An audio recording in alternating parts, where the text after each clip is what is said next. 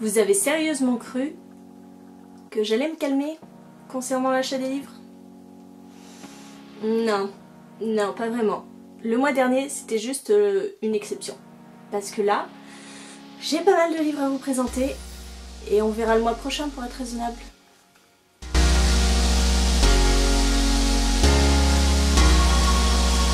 Bonjour tout le monde, c'est Maud, je vous retrouve pour un nouveau book haul et ce ne sera pas le book haul de la sagesse.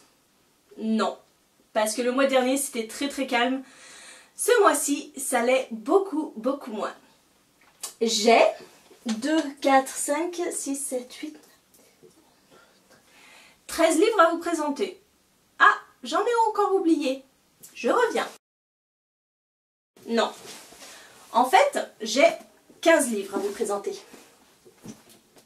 Les deux premiers que je vous présente, ce sont des emprunts bibliothèque. Si vous avez vu mes vlogs, vous avez vu qu'en fait, j'emprunte à une bibliothèque assez particulière puisque c'est la bibliothèque SNCF. Ça m'arrive par colis en gare. Et c'est un peu toujours la surprise, c'est des mini unboxing surprises. Le premier livre, il s'agit de Poppy Wyatt est un sacré numéro de Sophie Kinsella aux éditions Belfond. Ici nous suivons Poppy Wyatt qui s'aperçoit qu'elle a perdu sa bague de fiançailles. Et un malheur n'arrivant jamais seul, on lui a volé son téléphone. Ça c'est l'histoire de base. Je croyais l'avoir peut-être déjà lu mais finalement ça ne me dit rien. Il sera lu en priorité puisque c'est un emprunt. Et de toute façon, je passe toujours un très bon moment avec les Sophie Kinsella. C'est léger, c'est de la chiclite. J'aime beaucoup. Deuxième emprunt bibliothèque, il s'agit des Fauves et des Hommes de Patrick Graham aux éditions Anne Carrière. J'ai lu pas mal de Patrick Graham, entre autres L'Évangile selon Satan et Retour à Rédemption. Ce sont des thrillers, j'avais beaucoup aimé ces livres. Et ici, je dois vous avouer que je ne sais pas du tout de quoi ça traite. Je me suis surtout basée sur l'auteur pour prendre ce livre. Alabama 1931, la Grande Dépression et les tempêtes de poussière se sont abattues sur le sud des États-Unis, poussant les investisseurs à la ruine et jetant des milliers de familles sur les routes. Ah d'accord, donc c'est un road movie sanglant à travers une Amérique ravagée par la crise. Et ben ça promet. Ça promet. Je suis en train de transpirer. Vous le voyez pas, j'ai une goutte qui tombe. On passe maintenant à mes achats d'occasion, puisque je suis allée faire un tour à Easy Cash, pour changer. J'ai trouvé... Ah, ça colle! C'est ces fichues étiquettes. J'ai enlevé les étiquettes et ça vient de me flinguer la couverture du dessous. Non, ça va. J'ai trouvé le tome 3 de Chroniques du monde émergé de Licia Troisi aux éditions Pocket. Je suis super contente parce qu'il ne me manquait que ce tome 3 pour compléter ma trilogie. D'ailleurs le premier tome, n'oubliez pas, je vous le fais gagner en concours jusqu'au 10 septembre. Donc n'hésitez pas à tenter votre chance. Je vous remettrai en barre d'infos la vidéo pour que vous puissiez aller voir les lots que je vous propose pour ce concours. Donc voilà, c'est le troisième tome, il me le manquait, maintenant que j'ai la saga complète, je vais enfin pouvoir l'attaquer. Toujours à Easy Cash, j'ai trouvé un livre de Jacques Expert qui, chez Sonatine, alors Jacques Expert, on en entend beaucoup parler en ce moment à cause d'Hortense. Franchement, Hortense me tentait énormément et quand j'ai vu le nom de Jacques Expert à Easy Cash, sur ce livre, je me suis dit que ce serait pas mal d'aborder un de ses premiers livres avant de me mettre dans Hortense. Donc ici nous sommes toujours dans un thriller, un meurtre, 4 suspects, un seul coupable, qui? Donc là j'ai l'impression qu'on va alterner entre deux époques. 1914, il y a eu un assassinat, une petite fille est retrouvée violée et assassinée dans les bois alentour d'une petite ville. 2013, 4 hommes s'apprêtent à regarder la télévision. L'émission Affaires non résolues dont le thème ce soir-là est le meurtre de cette petite fille. Ils sont tous 4 hantés par cette affaire depuis le jour où ils ont trouvé le corps. en fait, au terme de cette émission, on va s'apercevoir que l'un des 4 hommes est bel et bien le coupable du viol et du meurtre de Laetitia. Mais qui? Alors ici, je vais vous parler d'une commande que j'ai fait sur Price Minister. Et en fait, tout de suite, je vais vous montrer l'unboxing puisque je l'ai filmé et je reviens après pour vous détailler tous ces livres. Tout le monde, c'est Maud, je vous retrouve pour un unboxing. J'ai commandé des livres sur Price Minister et je viens de recevoir la commande, donc je vous en fais profiter tout de suite. Alors, en tout cas, il est super bien emballé. Il y a du scotch de partout. Je vais jeter tout. Je vais pas faire ça, je vais laisser le dessous. Je vais tuer. Je vais le tuer. Vous savez quoi, je vais bien. Alors là, le grand est 5 livres. 5 livres ou 6, je sais plus. Elle a même une petite fille. Il y en a partout. Mon regard, mais c'est votre achat, bien sûr. Alors, nous avons... En plus, ils sont emballés.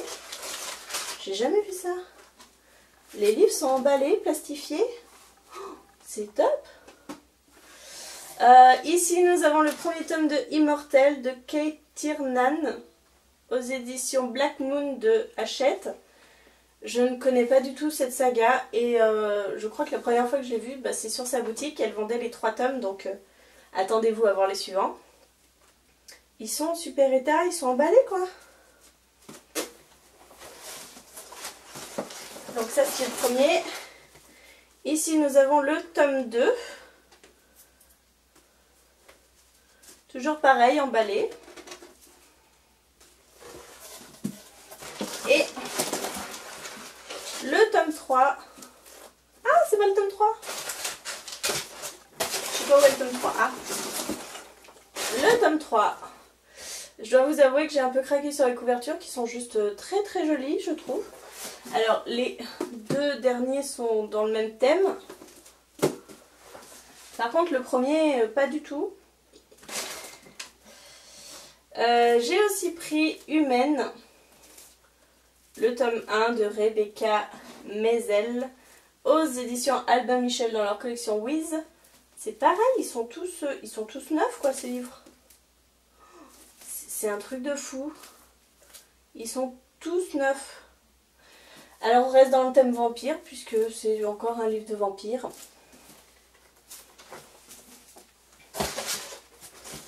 Et...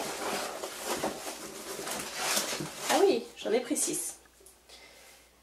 J'ai aussi pris X-Hall de Rachel Hawkins aux éditions Albin Michel Wiz. Mais ils sont neufs. Mais j'ai dû les payer mais rien. Et ils sont neufs. Franchement c'est génial. Et c'est un petit peu pour ça que j'ai fait la commande. Pour Partial de Dan Wells aux éditions Albin Michel Wiz. Et ben voilà, je suis foire. Elle a mis le paquet, hein. Ça pouvait arriver que en super état, franchement. Oh, je suis super contente. Cette vendeuse va être dans mes vendeurs favoris. Elle n'a pas une très grosse boutique, mais les livres mais sont nickel, ils sont neufs. Ils sont neufs. Voilà, vous venez de voir en fait tous les livres que j'ai reçus dans cet unboxing. Maintenant, je voulais détailler un petit peu plus. Il s'agit de X-Hall de Rachel Hawkins aux éditions Albin Michel Wiz. Sincèrement, je ne sais pas vraiment de quoi parle cette saga. Je sais juste que j'aime beaucoup les couvertures. Je crois que nous suivons une jeune fille, une sorcière, qui va être envoyée à X-Hall, cette école où se côtoient pas mal de créatures surnaturelles. Et qu'elle va avoir pas mal de soucis dans cette école-là. Je n'en sais pas plus, je ne veux pas en savoir plus. Je ne sais plus en combien de tomes est finie cette saga, mais elle me fait très très envie. Et puis je l'ai payé une misère, donc et puis il est en état neuf, le livre est neuf. Il y a encore le prix. Et l'étiquette du prix, franchement, c'est une super bonne affaire. En même temps, vous allez voir, tous les livres sont neufs. J'ai surtout fait la commande pour ce livre-ci. Il s'agit de Partial de Dan Wells aux éditions Albin Michel Wiz. Et le livre, mais il est neuf. Il était emballé dans le plastique, vous avez sûrement dû le voir. Il n'a jamais été ouvert ce livre. Nous sommes dans un monde post-apocalyptique, la guerre fait rage avec les Partials, des êtres génétiquement modifiés qui ont décimé la quasi-totalité de la planète. Des survivants vivent en retrait sur une île et cherchent tant bien que mal à survivre, sauf qu'il y a un étrange phénomène qui ne permet pas aux nouveau-nés de survivre plus de quelques heures. Nous suivons Kira qui, elle, va essayer de trouver une solution à ce problème de naissance et de ces morts instantanées quasiment. J'ai vraiment hâte de lire ce livre, c'est une belle briquette. Oh, 530 pages, je m'attendais à pire. Et cette saga me fait vraiment très envie. J'en ai profité pour me prendre aussi le tome 1, Humaine, de Rebecca Maisel aux éditions Albin Michel, collection Wiz. Nous sommes dans une histoire encore de vampires. Et là, c'est assez particulier puisqu'il ne s'agit pas d'une jeune fille qui va se faire mordre pour devenir un vampire, mais plutôt d'un vampire, la plus belle des vampires, qui redevient humaine. Donc le thème me paraissait bien. Après, je crois qu'il y a un petit souci avec cette saga puisque je crois que tous les tomes ne sont pas traduits. Je ne me suis pas plus renseignée, on verra si... J'espère que je pourrai la finir quand même cette saga. On verra bien avec ce premier tome qui est, encore une fois, mais neuf. Neuf, de chez Neuf. Et pour finir, j'ai pris 3 livres. Donc là, si vous voulez, à cette vendeuse, j'ai pris 6 livres. Et avec les frais de port, j'en ai eu pour 30 €. Sachant que ce sont ces 3 livres-là qui étaient les plus chers. Les autres étaient à moins de 2 € chacun. Alors, je me suis dit, c'est dommage de prendre que le tome 1, sachant que je ne sais pas si je retrouverai les 2 autres, parce que j'ai l'impression que cette saga n'est plus éditée, ou alors elle est très peu représentée sur la toile, donc je ne sais pas. J'ai pris les 3 tomes, comme ça au moins je suis sûre de la finir. Il s'agit d'Immortel de Kate Tiernan aux éditions Hachette dans leur collection Black Moon. Alors je suis un peu déçue parce qu'en fait ça ne matche pas. Vous voyez le tome 1, tome 2, tome 3, c'est pas les mêmes couvertures et c'est pas le même dos. C'est un peu dommage. Donc le tome 1, le tome 2 et le tome 3. Eh bien nous sommes dans une histoire de vampire. De toute façon je crois que cette vendeuse était spécialisée en vampires et en Albin Michel collection Wiz, à part ici. Et franchement je ne sais pas. J'ai regardé sur Livre Addict que ça avait des bonnes notes, cette saga avait des bonnes notes, donc je me suis lancée et puis franchement pour 30 € pour 6 livres c'était donné quoi. Et maintenant nous allons passer au livre 9 puisque comme je vous ai fait un concours, j'ai dû commander mes lots et forcément en commandant mes lots je me suis rajouté quelques petits livres pour moi. Il n'y avait pas de raison. Donc j'en ai acheté 5 en plus de ceux que je vous offre pour le concours. Je me suis pris un petit livre de poche Amstramgram de M.J. Arledge aux éditions 10-18. Voilà, je vous ai dit, j'ai envie de thriller et puis celui-ci, on a difficilement la possibilité de passer à côté en ce moment. Et quand on lit le résumé, on comprend un petit peu pourquoi, parce que pour les amateurs des films Saw, on est exactement dans la même ambiance. J'ai ensuite craqué pour Une braise sous la cendre de Sabaa Tahir chez PKJ. Celui-ci, dès qu'il est sorti, j'ai entendu tellement de bons avis qu'il fallait que je le prenne. Voilà, on est nous sommes dans une dystopie, et à ce qui paraît, une dystopie qui sort un petit peu de l'ordinaire, de tout ce qu'on voit. Donc je dis une dystopie originale, je pouvais pas passer à côté, c'était pas possible. Ici, le monde est partagé entre les érudits et les martiaux. Érudits qui ont la connaissance, les martiaux qui sont plutôt du côté de l'armée. Les martiaux ont pris le dessus. Leia est une érudite, Elias est un martial. Et ils vont tout faire pour retrouver leur liberté. Bon, si vous avez vu la vidéo concours, je vous présentais Le Maître du Temps de Louise Cooper. Et en fait, quand j'ai vu que cette année sortait dans la version 10 ans de Brajlon, la suite intégrale, j'ai pas pu résister. 10 €. Donc c'est la suite directe du Maître du Temps. Il s'agit de La Porte du Chaos de Louise Cooper aux éditions Brajlon. Et je ne savais même pas qu'il y avait une suite. Je me suis pas bien renseignée, hein. À ce qui paraît, cette suite est un peu en dessous de la première trilogie. Mais j'ai hâte. J'ai trop hâte de retrouver... Je ne sais pas si on retrouve Tarod, mais dans le résumé, ici, on retrouve Kéridil. Et Kéridil est présent dans le tome 1. Je crois que c'est le personnage que je déteste le plus au monde. Donc j'espère qu'il y a quand même Tarod, hein. Mais je crois que ça se produit donc tout de suite après la première trilogie et je serais mais super contente de me retrouver à nouveau dans cet univers que j'ai adoré. Dans la première trilogie, nous suivions Tarod, qui au début du livre est un très jeune garçon qui découvre qu'il a des pouvoirs. Alors pas de panique, dans ce monde-là, les pouvoirs sont contrôlés et on leur apprend à devenir des maîtres au château de la péninsule où ils font un apprentissage.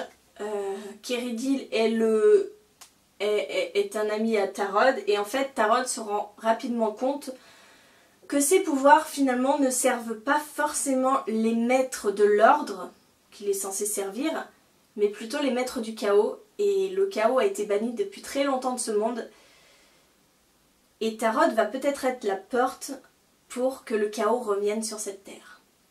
C'est la suite. Je suis mais trop heureuse de la voir. Je continue avec des suites puisque j'ai décidé de pas trop prendre de tome 1. J'en avais suffisamment. Et de continuer mes sagas parce que j'en ai énormément. Donc je me suis acheté le tome 2 des Outrepasseurs de Cindy Van Wilder. Ce tome 2 se nomme La Reine des Neiges. Et il est paru chez Gulfstream dans une magnifique édition comme le tome 1. J'adore, je trouve ces livres absolument magnifiques. J'avais beaucoup aimé le premier, qui était très introductif, où on était plutôt dans le passé des personnages plutôt que dans le présent, donc j'espère apprendre beaucoup de choses avec ce tome 2. Il reste le tome 3 à acheter, et je sais que Cindy Van Wilder a écrit un 4e tome qui devrait sortir fin de l'année, début de l'année prochaine, je ne sais plus. Donc il faut que je me rattrape pour pouvoir être à jour sur cette saga et de quoi ça parle. Dans le premier tome, nous suivions Peter qui est un jeune garçon qui, en rentrant de l'école, se fait surprendre dans son jardin par une bête assez particulière, des bêtes assez particulières, puisqu'il se fait attaquer par des molosses qui disparaissent d'un seul coup, comme par magie. Donc Peter est complètement chamboulé, il ne comprend pas ce qui lui arrive, sa mère l'attrape et le conduit dans une sorte de maison qu'il n'a jamais vue et il apprend en fait les origines de sa famille. Il sait qu'il est un outrepasseur et je ne vous en dis pas plus. Vous n'avez qu'à lire le premier tome, il s'agit des héritiers. C'est très bien fait, on est dans un monde, dans notre monde, mais pourtant nous repartons en arrière dans le temps et ça fait très monde de fantasy, très monde de contes de fées. J'ai beaucoup aimé cette ambiance. Et encore un second tome, il s'agit de Zodiac, le tome 2, L'étoile vagabonde de Romina Russell chez Michel Lafon. J'avais gagné le tome 1, je ne sais plus où, je dois avouer, c'était la première fois que j'ai gagné un concours, j'étais super contente, sauf que je ne sais pas où je l'ai gagné. Je jouais tellement de concours que je ne savais pas. J'avais beaucoup aimé ce tome 1, et quand le tome 2 est sorti, il fallait que je l'achète, forcément.